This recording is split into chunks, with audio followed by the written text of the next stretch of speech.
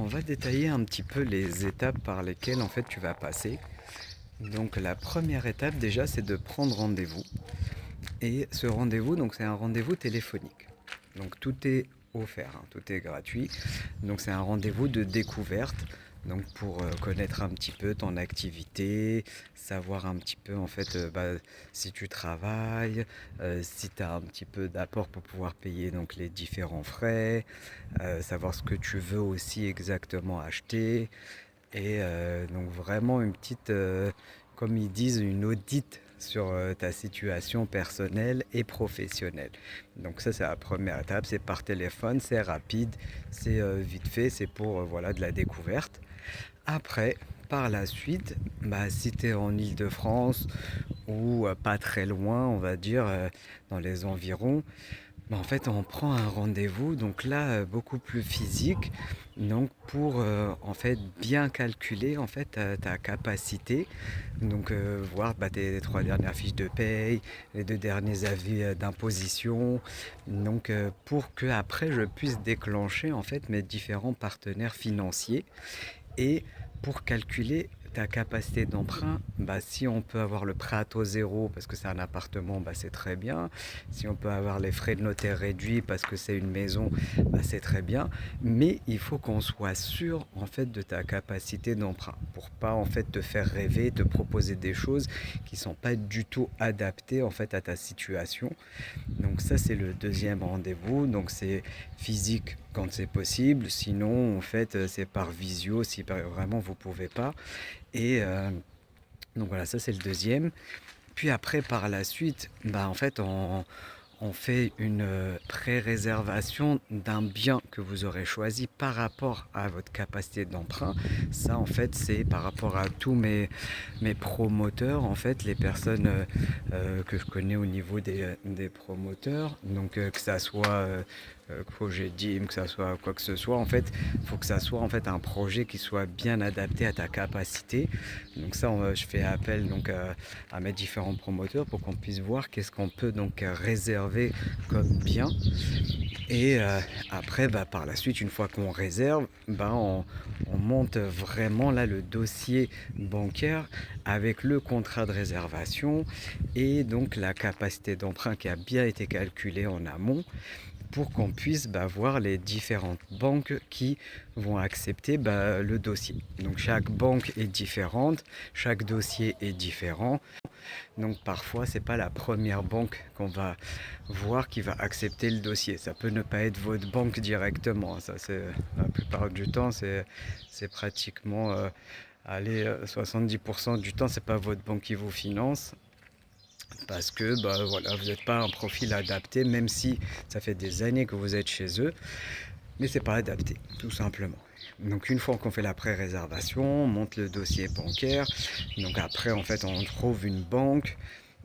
On voit en fait pour avoir un accord de prêt, après pour pouvoir avoir une offre de prêt, parce que il y a l'accord de prêt dans un premier temps, et après on a donc l'offre de prêt.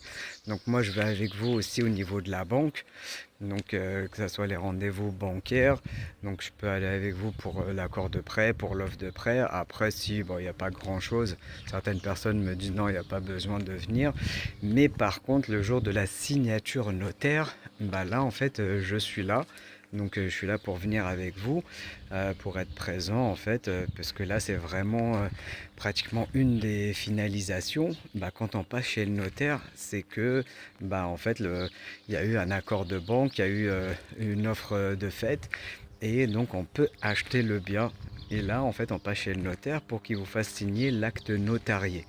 Donc pour dire que ça y est, vous êtes propriétaire. Donc là, je viens avec vous. Voilà, en fait, pour que si besoin, s'il y a des questions, que ça soit sur le promoteur ou quoi que ce soit, en fait, je sois là avec vous pour vous rassurer. Donc ça, je passe avec vous chez le notaire.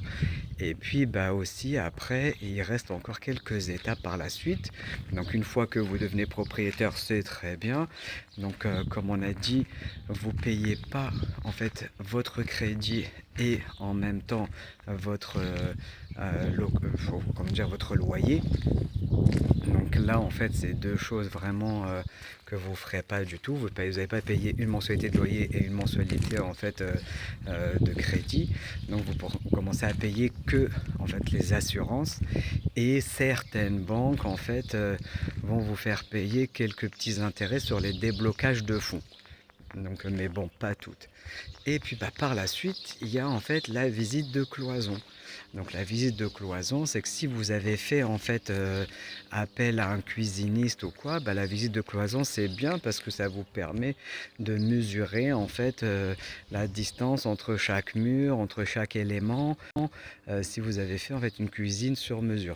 Si vous n'avez pas fait appel à un cuisiniste et bah, en fait ça vous donne pas trop envie d'aller patauger entre guillemets dans les cailloux, tout ça, parce que ça sera pas terminé, hein. Ça y aura juste les murs en fait, et c'est tout. Tout le reste en fait sera en béton. Donc parfois ça peut paraître un peu petit parce que c'est sombre et tout. Donc il y en a qui vont pas à la visite de cloison, mais si besoin, bah, on y va et moi je suis là. Et puis après, bah, il y a la visite de pré-livraison chez certains promoteurs. Il y a la visite de pré-livraison, donc qui vous permet en fait bah, de voir tout ce qui a été fait et tout ce que vous aviez demandé. C'est-à-dire si vous avez demandé un carrelage gris, il faut que le carrelage soit bien gris. Si vous avez demandé que le sol, ça soit en fait de la moquette bleue, donc tout ce qui est compris dans le prix bah, est bien notifié. Après, si vous voulez autre chose, c'est possible de le faire.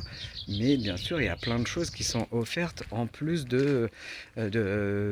c'est-à-dire au moment en fait de la signature en fait du contrat, bah, vous avez des éléments qui sont inclus dedans, comme le sol, le carrelage, tout ça en fait c'est inclus dedans. Vous n'avez pas à le payer en plus. Et puis bah une fois qu'on a terminé la pré-livraison, donc si par exemple il y a des choses qui vont pas, c'était pas le bon carrelage ou le carrelage est fissuré ou quoi, donc bah au moment de la livraison, si on voit que ça a été réparé, bah, c'est très bien. Si on voit qu'il y a encore un petit souci ou quoi, bah, en fait on le note en réserve et ils doivent le changer. Ils sont obligés de le changer parce que ça fait partie des garanties. Ils peuvent pas vous dire ah bah tant pis en fait c'est comme ça. Non non, ça fait partie des garanties, donc ils sont obligés de le changer. Et puis bah moi le jour de la remise des clés, bah moi je suis là en fait quoi qu'il arrive pour vous aider en fait à régler les éventuelles petites choses qu'il y a à régler, hein. Mais la plupart du temps, ça se passe vraiment très très bien. Mais en tous les cas, nous on vérifie, donc ensemble le jour de la livraison, bah, on vérifie bah, l'eau tout simplement, on tire les chasses d'eau, on met en fait comment dire, des prises au niveau de l'électricité pour voir si elle fonctionne bien, si on n'a aucune en fait qui déconne. Vraiment en fait on vérifie tout pour que voilà, c'est le jour où vous récupérez les clés et vous êtes bah, entièrement chez vous. Donc il faut que tout soit vraiment carré. Donc on vérifie vraiment tout.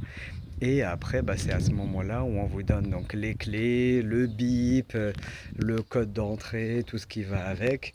Et puis bah ça y est, après vous êtes chez vous et vous êtes tranquille. Donc voilà, c'était les différentes étapes par lesquelles bah, en fait vous allez passer avec moi pour pouvoir en fait au final jouir de votre résidence, que ça soit principale ou secondaire. Voilà, allez, bonne journée.